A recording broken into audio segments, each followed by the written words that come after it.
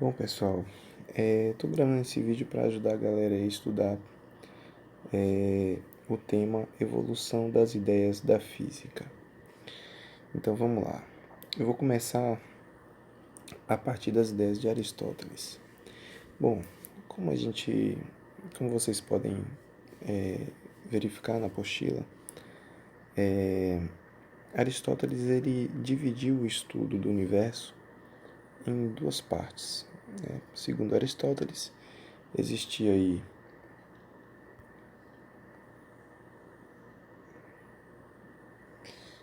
Droga, foi mal. É que eu tô aprendendo a usar isso aqui ainda. Segundo Aristóteles, existia o mundo sublunar e o mundo supralunar. O mundo sublunar basicamente é o planeta Terra, certo? Que na época não era chamado ainda de planeta, mas hoje a gente chama com esse nome, planeta Terra. O mundo sublunar, segundo Aristóteles, ele era feito de 4 elementos: terra, água, ar e fogo. E cada um desses elementos tinha o seu lugar natural no mundo sublunar. Como a gente sabe, para Aristóteles a Terra era aproximadamente esférica, então só fazia sentido falar de lugar mais ao centro ou mais para fora do centro. Não faz muito sentido falar de cima ou baixo, porque cima ou baixo é um conceito, né? Em cima e embaixo são conceitos muito relativos, né? Então o que existe na verdade é o que está mais próximo do centro e o que está mais distante do centro. E para Aristóteles, aquilo que tem na sua composição mais do elemento terra teria um lugar natural mais ao centro, e em seguida a água, em seguida ar, né? E por último fogo seria o elemento que tem seu lugar natural mais distante do centro. Dependendo da composição de um objeto, né? Então, por exemplo, se você tem um pedaço de madeira, né? Um pedaço de madeira ele pode ser composto uma parte por elemento terra, uma parte por elemento água, uma parte por elemento ar, e assim vai. Dependendo da composição, se o objeto tivesse mais do elemento terra, ele estaria mais ao centro, no seu lugar natural. E se tivesse mais do elemento ar ou fogo, ele estaria mais distante do centro. Assim, a queda dos corpos seria explicada por uma busca ao lugar natural de cada objeto. Já no mundo supralunar, todas as coisas seriam feitas de um quinto elemento chamado éter, uma quinta essência. Bom, então, basicamente a divisão é essa, certo? E existia também uma divisão no estudo do movimento. Existiam os movimentos naturais, como eu já citei aí. No mundo sublunar, os movimentos naturais seriam os movimentos que explicam a queda e a flutuabilidade dos corpos, né? Buscando sempre o seu lugar natural mais ao centro ou mais para fora do centro. Já no mundo supralunar, o movimento natural seria o movimento circular, já que, segundo Aristóteles, o mundo supralunar, que é o mundo que existe da Lua em diante, seria um mundo de perfeição. Como seria um mundo de perfeição, nada mais lógico que o movimento de quem ocupa, né, esse mundo fosse um movimento perfeito, que seria um movimento circular, a forma geométrica, né, mais perfeita que existe. Então, no mundo supralunar, o movimento natural seria sempre um movimento circular. Então, de acordo com Aristóteles, o planeta Terra ocupa o centro do universo e tudo gira ao redor do centro do universo, que é onde está o planeta Terra. Então, a Lua, né, que está no mundo supralunar, o primeiro, né, corpo do mundo supralunar, gira ao redor da Terra, o Sol gira ao redor da Terra, os planetas giram ao redor da Terra e as estrelas giram ao redor da Terra. Lembrando que planeta, ao contrário do que algumas pessoas sugerem, não tem nada a ver com plano. Planeta vem do grego, significa estrela vagante. Até por isso que na imagem aí do slide vocês podem verificar que os planetas estão representados, estão desenhados como se fossem estrelinhas. Porque a olho nu, quando você olha para o céu, os planetas parecem muito com estrelas. E é por isso que o nome planeta é usado, né? Ele foi usado pelos gregos para se referir a estrelas que tinha um movimento diferente das demais. Bom, então, recapitulando. O mundo é dividido em duas partes, sublunar e supralunar, e o movimento é dividido em duas partes, natural e violento. O natural já comentei, e o violento seria o movimento causado pela ação de uma força. Então, quando o movimento não é natural, quando o movimento não é da natureza própria do objeto, ele deve ser imposto pela ação de uma força, certo? Então, por exemplo,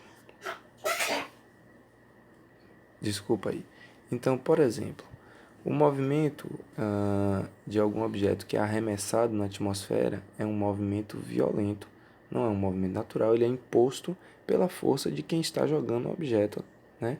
Então, uma bola de basquete que foi arremessada, essa bola de basquete executa um movimento violento enquanto ela vai para o lado, por exemplo, né? O movimento da bola, o movimento natural da bola de basquete seria mais para o centro, o que a gente chama mais para o centro, o que a gente chama de cair, né? De ir para baixo, entre aspas, né? E quando você não permite que ela execute seu movimento natural, você obriga ela a fazer um outro movimento pela ação de uma força, que é o que a gente chama de movimento violento, certo? Para Aristóteles, esse movimento violento ele só poderia existir enquanto houvesse a força. E a força, para Aristóteles, ela é causada, né, através de uma interação. Então, enquanto a sua mão está tocando na bola de basquete, a sua mão está causando essa força. No momento que a bola de basquete perde o contato com a mão, essa força passaria a ser causada pela própria atmosfera, que ocuparia o lugar logo atrás da bola de basquete, impedindo de existir uma região de vazio e continuaria empurrando essa bola de basquete. Uma teoria bem elaborada, né? Bem complexa. Bom, então, de forma resumida, a física de Aristóteles é isso aí, certo? Bom, vamos lá. A física de Aristóteles ela foi adotada e considerada correta em sua essência, né? Por aproximadamente 2000 anos. Isso é muito tempo. Alguns detalhes foram revisados, foram revistos, né? Em especial sobre o movimento violento. O que é que a gente sabe aí que houve de contribuição a respeito desse detalhe aí da teoria de Aristóteles? Bom, vamos lá. Primeiro, para Aristóteles, a força mantém o movimento. Então, enquanto houver movimento, tem uma força atuando e essa força vem de uma interação entre duas coisas, tá certo? E aí um outro cara, um outro filósofo chamado John Philoponus, ele propõe uma pequena revisão, né, dessa teoria nesse ponto aí. Para John Philoponus, a força ela é transferida ao corpo. Então, por exemplo, eu joguei uma bola de basquete, eu fiz uma força na bola de basquete. Só que essa força, ela não existe apenas quando eu estou tocando na bola de basquete. Essa força ela passa a ser uma propriedade, né, do corpo no momento que ela é transferida. É como se eu fizesse força na bola de basquete, mas também essa força pudesse ser guardada, pudesse ser armazenada pela bola de basquete. Então, para John Philoponus, a ideia básica é essa. E aí, John Philoponus ele argumentava que o movimento no vazio seria possível, justamente porque a força pode ser armazenada. Então, para Aristóteles, um movimento no vazio seria impossível, porque não tem como você guardar a força. E no vazio, se não está nada tocando no objeto, não tem como ele se movimentar. Né? Para Aristóteles, não teria como se movimentar no vazio. O vazio seria algo impossível de acontecer. Para John Philoponus, não. O vazio ele é possível, né? E o movimento pode existir no vazio, já que a força pode ser armazenada, guardada no objeto, certo? Então, se a gente pudesse traduzir essas ideias para uma linguagem algébrica, matemática, para Aristóteles a velocidade seria dependente, né? Seria proporcional à divisão entre força e resistência. Já para John Philoponus, a velocidade seria dependente, né? Seria proporcional à subtração, né, da força menos a resistência. Tudo isso aí tem na apostila, viu, pessoal? Bom, vamos lá. O que mais que a gente sabe sobre isso aí? Um outro cara chamado Jim Buridan, ele propõe uma outra forma de olhar para isso aí. Ele diz o seguinte: a força, ela existe realmente quando você está tocando em alguma coisa, mas a força em si ela não é armazenada. A força ela provoca o armazenamento de uma outra coisa chamada ímpeto, certo?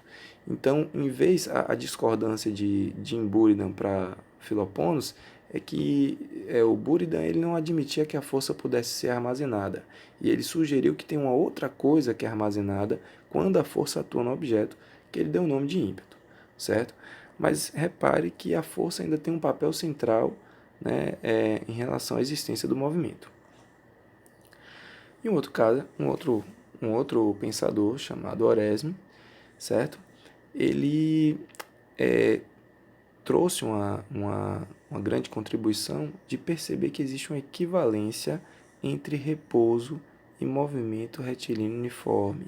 Ou seja, se você estiver dentro de um veículo e esse veículo estiver em movimento retilíneo uniforme, você pegar no sono, por exemplo, né, se cochilar, quando você acordar, você vai ter dificuldade de identificar se você ainda está em movimento retilíneo uniforme ou se você já está em repouso, né? Logicamente que isso em relação ao solo, certo? Em relação à superfície da Terra, porque movimento e repouso são conceitos relativos, só tem sentido se você estabelece um referencial, né? Mas isso é a visão atual nossa, né? Na época existia ainda a ideia de repouso e movimento absolutos. Bom, o que é que qual é o grande problema disso tudo aí? É que a força e o movimento ainda possuem algum vínculo, né? E isso está em desacordo com as ideias mais modernas. A gente vai chegar lá daqui a pouco. Bom, vamos lá. Galileu. Galileu é um dos personagens principais aí do surgimento da física, certo? E o que é que o Galileu traz para a gente? Bom, primeiro que o Galileu ele rompe com a ideia aristotélica de que o mundo perfeito é um mundo supralunar e, portanto, é um mundo onde você pode usar um instrumento perfeito chamado matemática. O Galileu ele passa a adotar a prática de usar a matemática também no mundo sublunar, certo? Então, na época de Aristóteles, as teorias que analisavam o mundo sublunar eram teorias que não usavam a matemática de forma tão contundente, né? De forma tão ampla quanto o estudo no mundo supralunar, porque existia essa ideia de que a matemática é um instrumento perfeito e seria ideal para estudar um mundo supralunar, que seria um mundo perfeito. Galileu ele começa a contestar essa ideia, começa a usar a matemática também para estudar fenômenos sublunares, ou seja, o que acontece no planeta Terra. E ele faz experimentos com plano inclinado, né? Faz uma série de experimentos, né? Faz experimentos com pêndulos e tal. Bom, então um outro ponto-chave aí na contribuição de Galileu é que ele passa a adotar a ideia de que os experimentos julgam a validade das hipóteses e das teorias. Isso também entra em confronto com as ideias de Aristóteles, porque para Aristóteles a experiência sensorial ela poderia basear, né, poderia fundamentar o raciocínio, mas a razão ainda estava acima daquilo que você vê, daquilo que você percebe. E Galileu ele vai entrar em confronto com isso aí, ele vai de encontro a isso ao afirmar que o experimento está acima do que você pensa, né? Se você pensa A e o experimento diz que acontece B, é porque você pensou alguma coisa errada, né? E isso aí é justamente a essência do método científico, é a ideia de ver para crer, certo? Uma outra contribuição que trouxe muitos frutos, né, de Galileu foi a ideia de usar o telescópio para o estudo da astronomia. Galileu não foi o inventor do telescópio, certo? Mas ele foi o primeiro a usar o telescópio para observar os astros, né? Na época em que o telescópio surgiu, ele era usado para observar objetos aqui dentro do planeta Terra mesmo. E o Galileu ele teve a sacada, pô, vou usar isso aí para observar os astros, né? Para estudar a astronomia de uma forma mais moderna.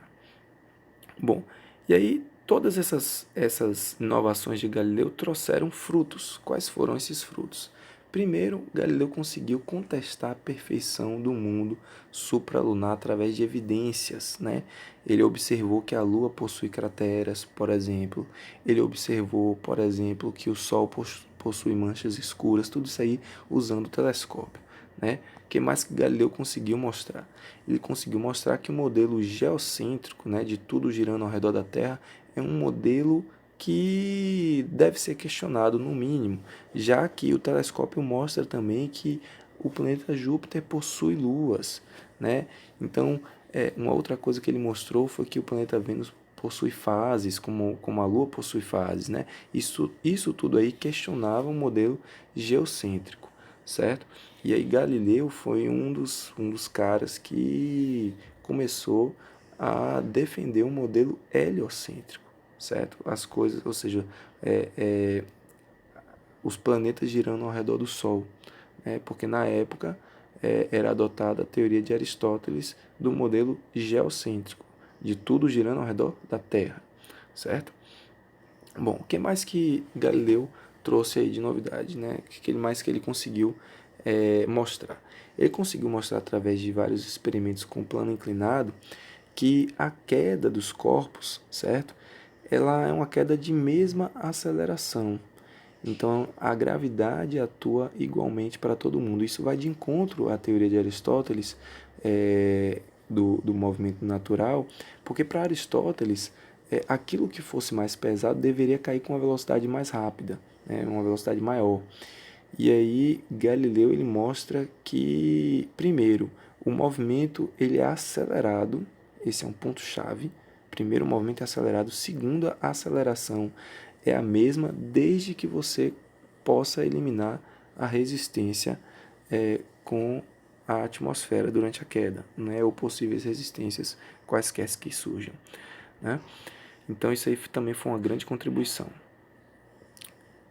E o Galileu ele também conseguiu finalmente questionar o vínculo que existia entre força e movimento em todas as teorias anteriores ao lançar a ideia de inércia, certo? Ou seja, para que exista movimento, não precisa existir uma força porque o movimento ele é tão natural quanto o repouso, né? Então a ideia da inércia seria a seguinte: um objeto ele tende naturalmente a ficar em repouso ou a ficar em movimento. E aí para o Galileu esse movimento no mundo sublunar seria um movimento retilíneo uniforme, mas no mundo supralunar esse movimento seria um movimento circular uniforme. Então essa foi, digamos assim, esse foi o grande erro de Galileu. Logicamente, o erro quando você olha para a teoria de Galileu com um olhar mais moderno, com um olhar posterior, com um olhar já conhecedor das ideias de Newton. Né? Na época, isso não se mostrava como um erro, obviamente. Né? O que é um erro para uma época não necessariamente é um erro para outra época. Então, a ideia é que Galileu ele dividia a inércia em dois tipos. Existia a inércia circular para o mundo supralunar, da Lua em diante, e existia a inércia sublunar, que é a inércia onde coloca o repouso e o movimento retilíneo uniforme de forma equivalente, né? com pé de igualdade. Então, essa consideração aí da inércia circular foi a grande falha de Galileu e é por isso que a lei da inércia ela não é atribuída a Galileu e sim a Newton, certo? Então vamos para Newton. Newton e a grande síntese. Bom, o Newton ele inaugura a física clássica, né? Alguns pesquisadores podem contestar, né? Isso aí, alguns professores, alguns físicos podem contestar isso e querer atribuir a Galileu é, o, a autoria, né, dos fundamentos da física clássica, é, mas, mas na minha visão, o Newton ele detém esse cargo, né, de fundador da física clássica. O Galileu ele foi muito importante, sem dúvida, mas eu ainda considero que Newton foi o fundador aí da física clássica. Eu enxergo Galileu como alguém que representou a transição entre a física antiga e a física clássica, né? E o Newton como o fundador da física clássica. Bom, quais foram as contribuições de Newton? Primeiro, ele mostrou que a inércia é uma só para todo o universo. Não existe a inércia do mundo sublunar e do mundo supralunar, como Galileu sugeriu. Ele mostrou, né, ele conseguiu mostrar que a inércia ela é uma propriedade universal, né, geral, certo, de todo o universo. E a inércia ela é um estado natural do corpo, que é um estado ou de repouso ou de movimento retilíneo uniforme, certo? E aí ele lançou as três leis do movimento, né? Ele enunciou as três leis do movimento em 1687, na sua monumental obra Princípios Matemáticos da Filosofia Natural. A primeira lei é a lei da inércia, né? Da forma como eu acabei de enunciar, certo? Que todo corpo tende a permanecer em repouso ou em movimento retilíneo uniforme, desde que não atue nenhuma força sobre ele, né? Essa é a primeira lei de Newton. A segunda lei de Newton é uma equação, certo? Força resultante igual a massa vezes a aceleração, no seu formato mais, digamos assim, didático para o ensino médio, né? E a terceira lei de Newton é a lei da ação e reação, que a gente ainda vai estudar com mais detalhes. E além das três leis do movimento, que são essas três, as famosas três leis de Newton, ele também lançou nessa mesma obra, no volume 3, que é uma obra em 3 volumes, no volume 3 aparece lá a lei da gravitação universal, que foi, na minha visão, a grande sacada de Newton, né? Talvez uma das ideias mais brilhantes que, que alguém já conseguiu ter na história da ciência. Bom, a lei da gravitação universal, em poucas palavras, é a ideia de que a gravidade ela não é um fenômeno sublunar como aparentava ser na teoria de Aristóteles e até mesmo nas considerações de Galileu.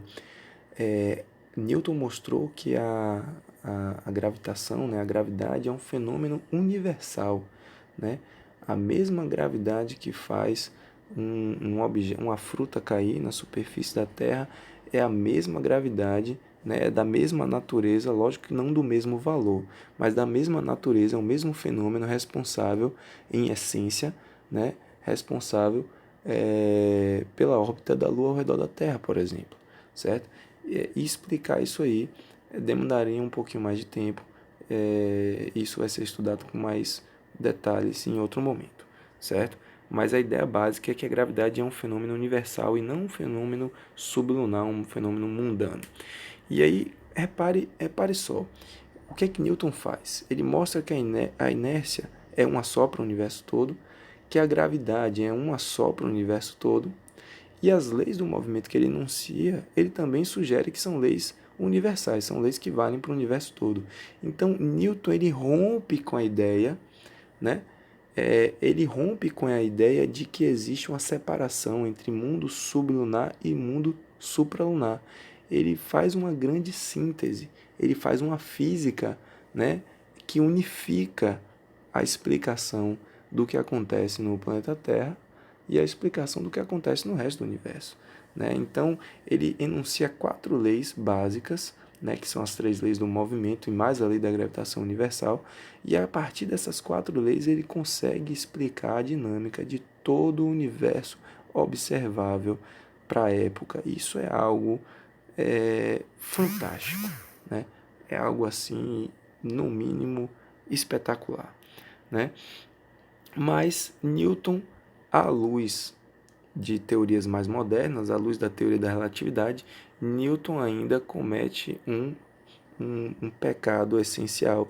Lógico que é, é, toda a teoria de Newton, hoje ela é considerada uma teoria que mostra o que aproximadamente ocorre no universo, né? O que exatamente ocorre no universo, se você acredita, né, numa visão mais romântica da física, de que a física mostra o que realmente acontece, né? Então o que realmente acontece seria o que diz a teoria da relatividade, né? Ou a teoria da mecânica quântica, apesar de que as duas são incompatíveis para determinadas situações, mas eu não vou entrar nesse detalhe nesse momento. Então, qual seria o problema central da teoria de Newton? É que ela é válida apenas para alguns referenciais. Esse é um problema que não foi enfrentado por Newton, e o meu palpite é que Newton não enfrentou esse problema porque para Newton isso não era um problema. Ele não enxergava isso como um problema, né? Para Newton, os referenciais inerciais seriam referenciais que revelam realmente a verdade do universo, né? Mas o que são os referenciais inerciais? Basicamente, é um referencial onde a lei da inércia funciona, certo? Para dar um exemplo, digamos que você esteja ah, sentado numa cadeira, num sofá, melhor, você está sentado num sofá, certo? E você joga um objeto para cima, né, na vertical para cima. Esse objeto, ele provavelmente vai voltar para sua mão, certo? Ou então você está sentado no sofá e você observa que do seu lado tem uma cadeira em repouso em relação a você. Essa cadeira ela vai continuar em repouso, certo? Nada muito estranho acontece para certos referenciais, mas para alguns outros referenciais, coisas estranhas acontecem e a lei da inércia passa a não ser verificada. Eu vou dar um exemplo. Digamos que você esteja num veículo e esse veículo freia abruptamente. O que é que vai acontecer? Bom, do referencial de quem está em repouso em relação à calçada, desse referencial, o veículo freia, a pessoa que está dentro do veículo está em movimento junto com o veículo, na mesma velocidade que o veículo, e quando o veículo freia, essa pessoa simplesmente tende a continuar com a mesma velocidade em movimento retilíneo uniforme. Né? Por inércia, a pessoa tende a continuar com a mesma velocidade. E como o veículo freia, né, cria-se a sensação de que a pessoa foi arremessada para frente, mas na verdade a pessoa não foi arremessada para frente, ela simplesmente continuou em movimento, foi o veículo que freou. Né? Mas isso é o que você explica observando o fenômeno de fora do carro, né? De um referencial que está em repouso em relação à calçada, que é um referencial inercial, é um referencial para o qual a lei da inércia é válida. Mas se você tentar explicar o fenômeno, observando o fenômeno de um referencial de dentro do carro, para alguém que está dentro do carro, né, com o cinto de segurança, por exemplo, quando o carro freia, vai enxergar algum objeto sendo arremessado para frente. E você não pode dizer que esse objeto já estava em movimento, porque no referencial de quem estava dentro do carro, o objeto estava em repouso. O objeto estava ali do lado, né? Se você tem, sei lá, você tem um caderno, uma mochila ali, né, do seu lado no banco, né, em repouso ali do seu lado. Ela está sempre do seu lado, ela está em repouso, ela não está mudando a posição em relação a você que está dentro do carro. E aí quando o carro freia de repente, essa mochila que estava em repouso, ela adquire subitamente um movimento inexplicável, né? Inexplicável porque não tem nenhuma força atuando sobre ela. Então, se a lei da inércia fosse válida, alguma coisa que estivesse em repouso deveria continuar em repouso, só deveria entrar em movimento se houvesse uma força atuando sobre ela. E não é isso que você observa quando você está num referencial de dentro do carro, por exemplo, um referencial que está em movimento junto com o carro em relação à calçada, um referencial que está em repouso em relação ao carro, né? Então, para esse referencial de alguém que está dentro do carro, a lei de inércia ela não funciona, né? Então, Newton não enxergava um problema nisso, e ele fez uma teoria que foi pensada para funcionar justamente nos referenciais inerciais, mas não funcionar nos referenciais não inerciais, né? Algumas pessoas gostam de classificar os referenciais inerciais e não inerciais da seguinte forma: o referencial inercial é aquele que está em repouso, e o referencial não inercial é um referencial acelerado. Bom,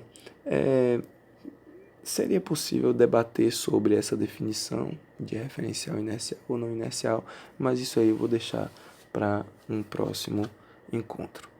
Viu, pessoal? Um abraço e até mais.